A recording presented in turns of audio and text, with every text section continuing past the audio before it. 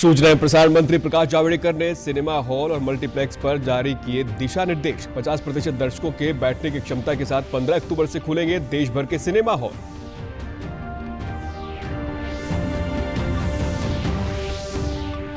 उप मुख्यमंत्री दुष्यंत चौटाला पाए गए कोरोना पॉजिटिव। मुख्यमंत्री मनोहर लाल ने ट्वीट कर उनके जल्द स्वस्थ होने की प्रार्थना की।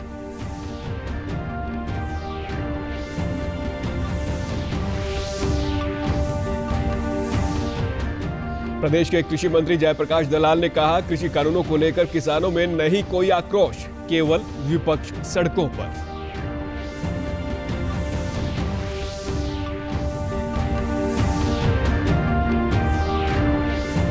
और पानीपत के किसानों ने कृषि सुधार कानूनों का किया समर्थन। बोले, अब फसलों को उचित मूल्य पर बेचने का मिल रहा है मौका। नमस्कार, मैं सुरेंद्र कुमार। अब समाचार विस्तार से। केंद्रीय सूचना प्रसारण मंत्री प्रकाश जावड़ेकर ने आज सिनेमा हॉल और मल्टीप्लेक्स के खोलने पर दिशा निर्देश जारी किए। उन्होंने बताया कि इन दिशा निर्देशों के अनुसार ऑडिटोरियम में एक समय में अधिकतम 50% लोगों को बैठने की अनुमति होगी। हॉल के अंदर बैठते समय उचित शारीरिक दूरी का पालन करना होगा, हाथ साफ करने और सैनिटाइजर की उचित व्यवस्था करनी होगी। प्रकाश जावड़ेकर ने कहा कि सभी लोगों को आरोग्य सेतु ऐप उपयोग करने की सलाह दी गई है। थर्मल स्क्रीनिंग की व्यवस्था करनी होगी और बिना लक्षण वाले लोगों को ही हॉल में प्रवेश मिलेगा। टिकट खिड़की पर कतार में दूरी का पालन करने के लिए जमीन पर मार्किंग करनी होगी। उन्होंने बताया कि अलग अलग स्क्रीन के अलग अलग शो टाइम हो, टिकट खिड़की सहित अन्य स्थानों की नियमित निसंक्रमण और सफाई हो। प्रकाश जावड़ेकर ने कहा कि मध्यांतर के बीच लोगों के अनावश्यक घूमने पर रोक हो। भीड़ से बचने के लिए टिकट खिड़की दिन भर खुली रहेगी और बुकिंग भी एडवांस होगी।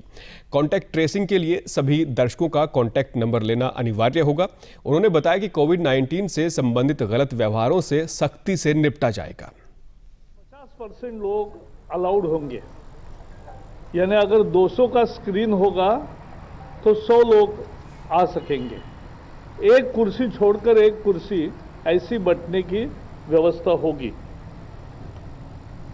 पूरी मास्क लगाना होगा, उसके साथ सुरक्षित दूरी, मास्क और सैनिटाइजर, इसका उपयोग बाध्यकारी है। केंद्रीय मंत्री ने कहा कि फिल्म देखने के लिए ऑनलाइन बुकिंग और डिजिटल भुगतान को बढ़ावा देने की जरूरत है। खिड़कियां खोलनी पड़ेगी टिकट बुकिंग के लिए और सभी जगह ऑनलाइन टिकट बुकिंग को एनकरेज किया जाएगा।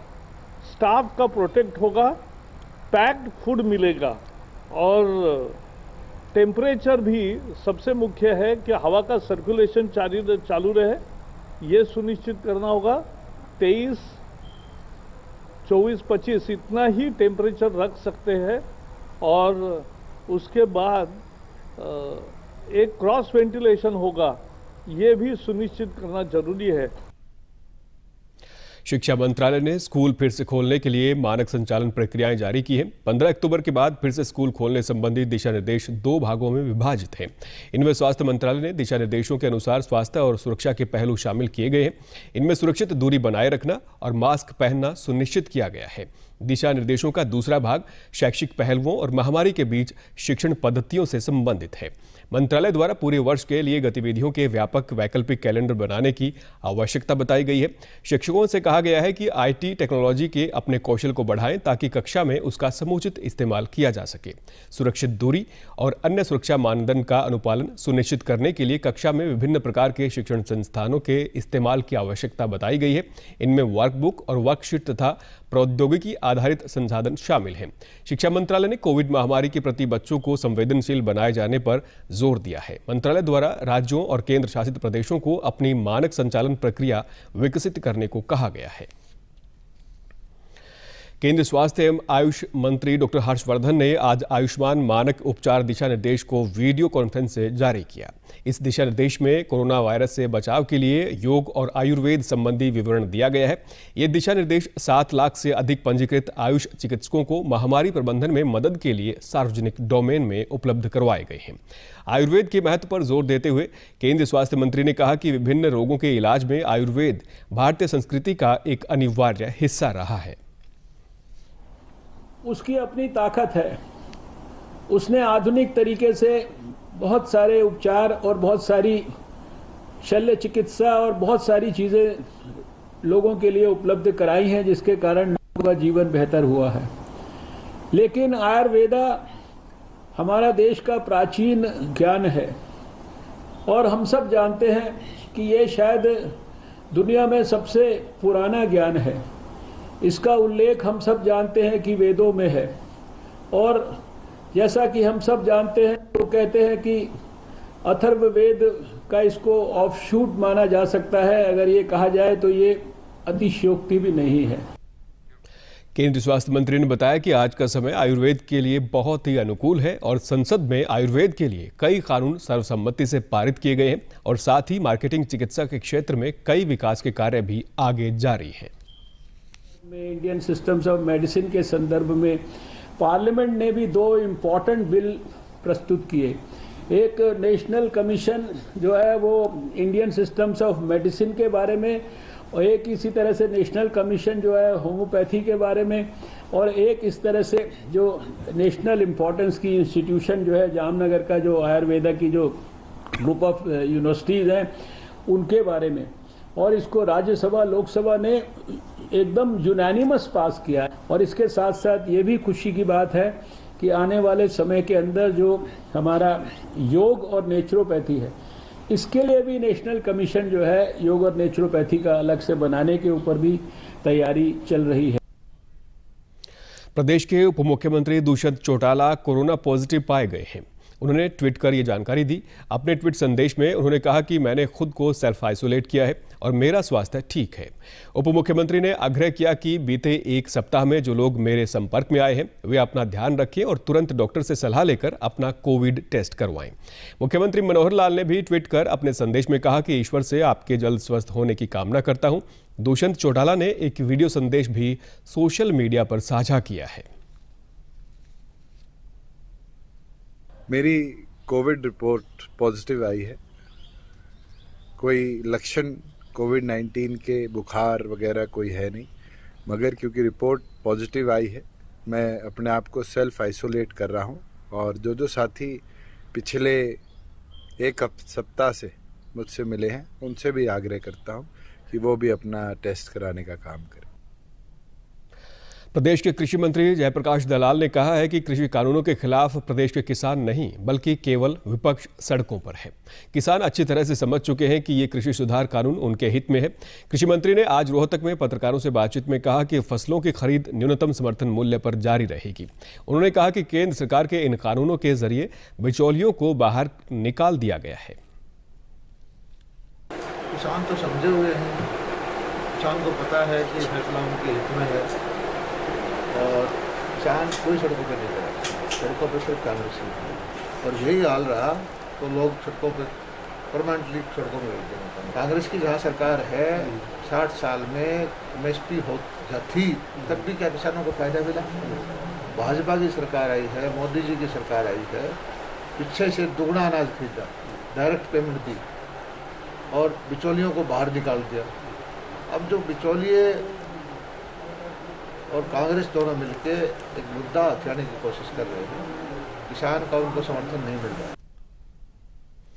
पानीपत के किसानों ने कृषि सुधार बिलों का समर्थन किया है। किसानों ने कहा कि इन कानूनों के आने से उन्हें अब बिचौलियों से छुटकारा मिलेगा और वे स्वतंत्र रूप से अपनी फसल कहीं भी बेच सकेंगे। उन्होंने कहा कि अब किसानों को उनकी फसलों को उचित मूल्य पर बेचने का मौका मिलेगा। कृषि सुधार बिलों का विरोध कर रहे आड़तियों पर भी किसानों ने आरोप लगाते हुए कहा कि वे किसानों से कमीशन लेते थे, लेकिन अब इससे किसानों को आज़ादी मिली है। किसानों ने कहा कि अब कृषि कानूनों को लेकर जागरूक हो चुके हैं और किसी भी प्रकार के मिथ्या प्रचार में नहीं फंसेंगे। उन्होंने कहा कि ये कृषि कानून उनके खिलाफ ना होकर उनके हित में है। किसानों ने कृषि सुधार कानूनों के लिए केंद्र सरकार का धन्यवाद किया है। कानून जनता के लिए और किसानों के लिए बहुत लाभकारी है। ये तो हो हल्ला विपक्ष ने मचा रखा है, इससे किसानों को बहुत फ़ायदा होने वाला है। कहीं भी किसी को भी नुकसान नहीं है। जैसा मोदी जी ने कहा है कि हम 2022 तक किसानों की आमदनी दुगनी करेंगे, तो उसमें किसानों को भरोसा भी करना चाहिए कि उसी दिशा में ये एक प्रयास है।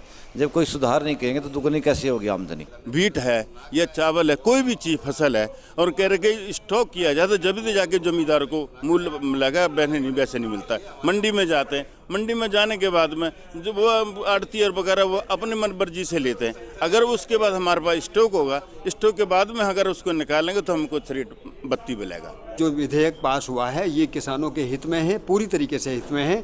ये किसानों को दो तरीके से लाभ पहुंचाएगा। एक तो जो तत्काल मंडियों में जो अव्यवस्थाएं हो रही थी, अनियमितताएं थी, कीमत को लेकर थी, जैसे हम एमएसपी की बात करते हैं, पर एमएसपी कहाँ कौन बाजार एमएसपी पे चल रहा था? वो तो मांग आपूर्ति पे चल रहा था। तो मांग आपूर्ति के बीच में एमएसपी को कैसे सम्मान मिल जाए, ये सोचने का भी। देश में पिछले 2 सप्ताह में कोविड-19 के सक्रिय मामलों में कमी आई है। अब तक 56,62,000 से अधिक रोगी ठीक हुए हैं। देश में कोविड से स्वस्थ होने की दर लगातार बढ़कर 84.70% हो गई है और मृत्यु दर भी मात्र 1.55% रह गई है। पिछले 24 घंटे के दौरान करीब 75,000 से अधिक लोग स्वस्थ हुए हैं। वहीं प्रदेश में भी कोविड-19 से स्वस्थ होने की दर 90.13% तक पहुंच गई है। स्वस्थ होने वालों का आंकड़ा 1,21,000 से अधिक हो गया है, जबकि 11,822 सक्रिय मामले हैं। मृत्यु दर 1.11% है। देश ने कोविड जांच मामलों में नई ऊंचाई हासिल की है। अब तक 8 करोड़ 11 लाख से अधिक नमूनों की जांच की गई है। प्रतिदिन जांच के आंकड़ों में भारत अन्य देशों से अग्रणी हो रहा है। पिछले 24 घंटों के दौरान लगभग 11 लाख कोविड नमूनों की जांच की गई है। केंद्र सरकार और भारतीय आयुर्विज्ञान अनुसंधान परिषद जांच की सुविधाओं को बढ़ा रहे हैं।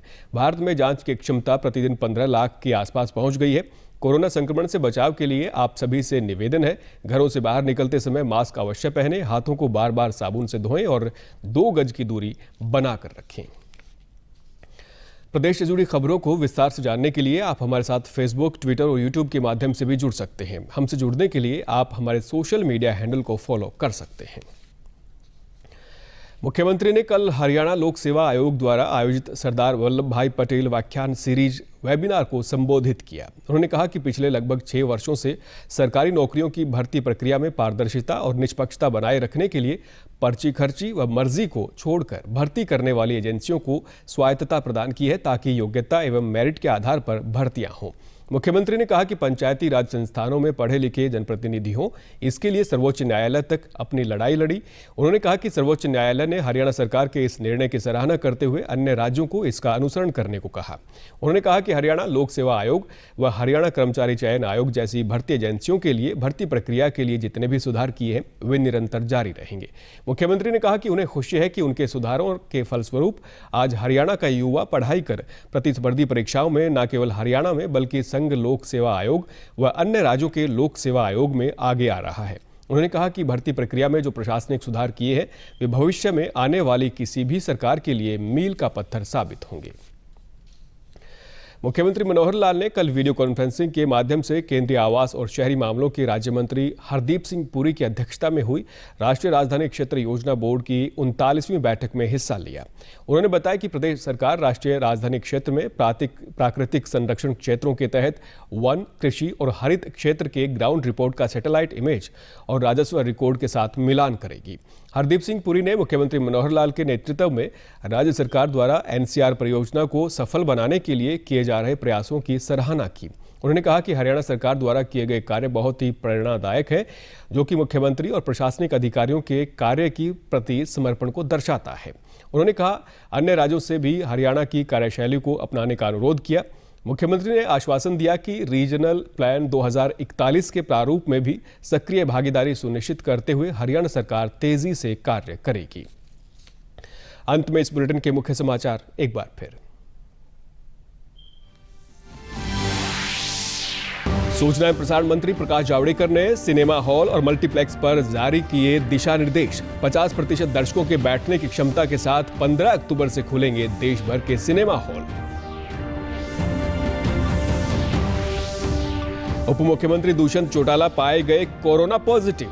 मुख्यमंत्री मनोहर लाल ने ट्वीट कर उनके जल्द स्वस्थ होने की प्रार्थना की।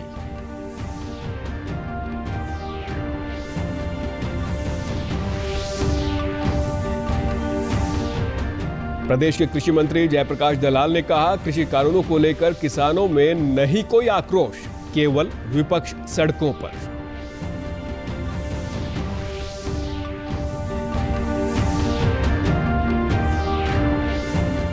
और पानीपत के किसानों ने कृषि सुधार कानूनों का किया समर्थन। बोले अब फसलों को उचित मूल्य पर बेचने का मिल रहा है मौका। समाचारों में आज इतना ही। नमस्कार।